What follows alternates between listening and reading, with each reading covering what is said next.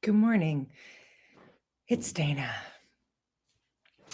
So I have been working in all of my spare time for the last 3 weeks on a talk. And if you read the newsletter, I told you that I had this big talk coming up and that I was working with Jessica Buchanan, the woman who was taken for 93 days by Somalia land pirates and rescued by SEAL Team 6 in the Obama administration. And working with Jessica has been pretty extraordinary.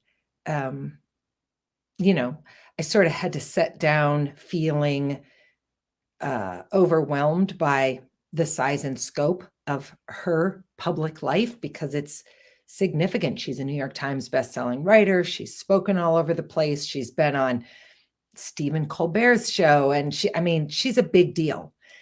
And what I am learning as I'm spending more time with Jessica is Jessica's just a person who had something extraordinary happen to her. And she opted to think about it in a different way, to use it not as an excuse for why she can't do something, but as an opportunity to help other people think about how they might be intentionally living their lives too. So it's amazing. She's amazing. And I have learned an incredible amount of stuff about myself and about my own journey and all kinds of things in the 3 sessions that we've had as we've been working together. This morning, I pretty much finished the talk that I'm giving next month. So I'm giving it in approximately 4 weeks. And it's been anxiety producing for me. And I'm not sleeping very well. And there's a lot of stress around it. And in part, it's because I'm going to speak for a major company. One of the top companies in the world. I'm going to speak to Microsoft. And while I'm not speaking to Microsoft as a global campus, I think they are opening it up. And so there may be people from multiple campuses tuning in above and beyond the Fargo campus. But that feels kind of awesome in the truest sense of the word.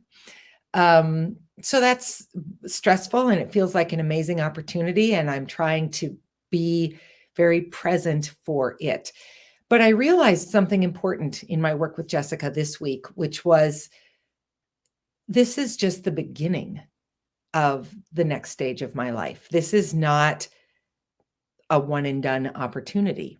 So the talk that I'm giving doesn't have to be the talk that I will give in 5 years. It needs to be the best talk that I can give on December 9th, 2021.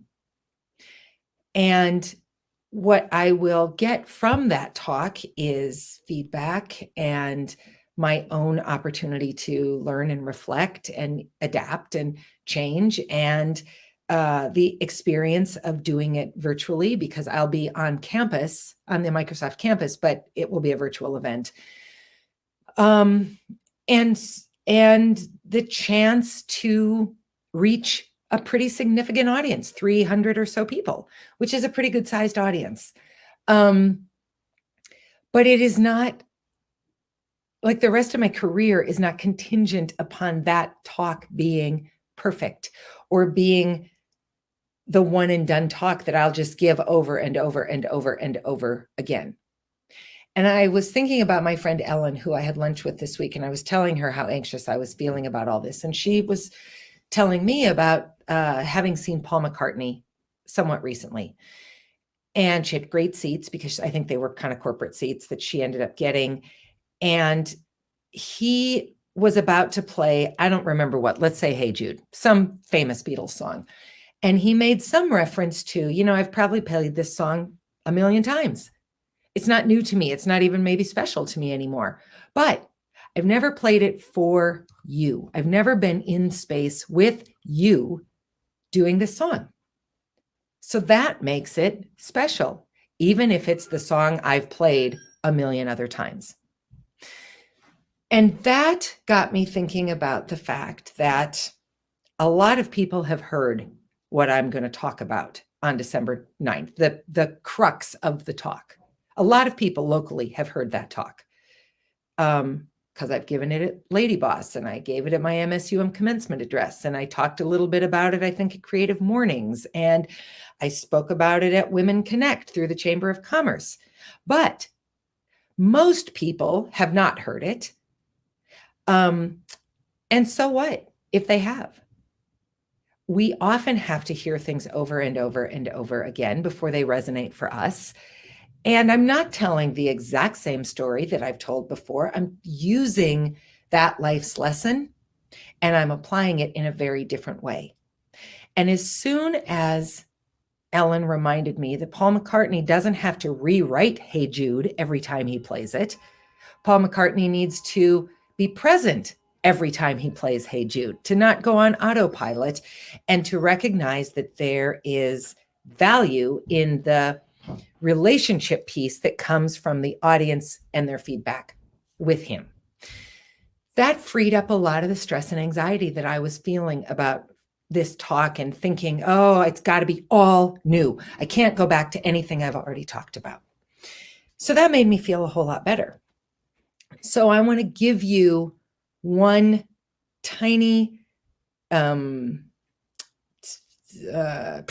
I'm going to give you a tiny preview of this talk. And I want you to just use this as an opportunity to think about your own life.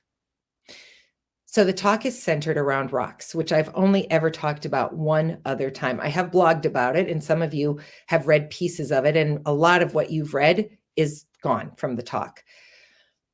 But here's the preview. Can you think about your life like a geode? And what do I mean by that? Let me just run and grab a geode, and I'll be right back because I forgot to get it before the talk. Hold on. Okay. So here's a geode. It's pretty ugly, actually. Just looks like your basic, dull, rough rock. Nothing about this to even really stop and admire. You might just push that out of the way if you saw it in your path because it's unremarkable. That might feel like your life. I spent a ton of my life thinking that I was the outside of the geode. Nothing to stop and pay attention to.